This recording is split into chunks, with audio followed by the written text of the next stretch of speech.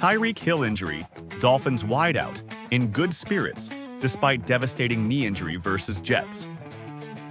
Tyreek Hill is apparently making the best of a tough situation following his devastating knee injury that occurred during the Dolphins' win over the Jets on Monday night.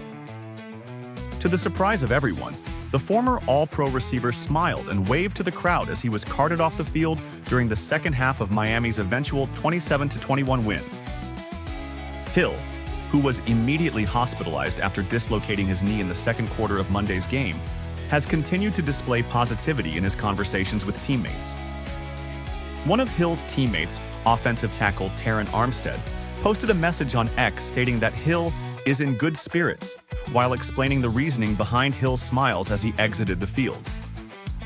As expected, Hill was a major topic following Miami's first win of the season. An 8-time Pro Bowl receiver and 3-time All-Pro, Hill is just 2 years removed from his banner 2023 campaign that saw him lead the NFL in both receiving yards and touchdown receptions.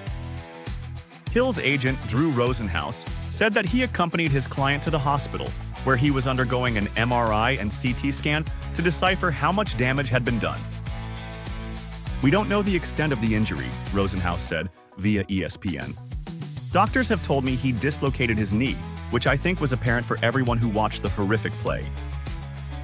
But what that means, and the extent of the damage, and whether he'll need surgery, to what extent, all of that we should find out within the next couple hours."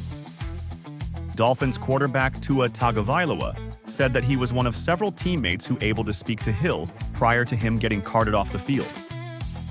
He said that Hill's surprising smile as he exited the field is just his personality. "That's just who he is," Tagovailoa said. "Our thoughts and prayers are with him." Fellow receiver Jaylen Waddle, who referred to Hill as "my twin" during his post-game interview, spoke at length about Hill and what he has meant for not only himself, but for the entire team. Waddle said that Hill encouraged him to keep his head in the game as he was getting carted off the field. "He gives us everything he's got every time he's out there," Waddle said. "He brings the best out of not just me but the whole team, the whole offense.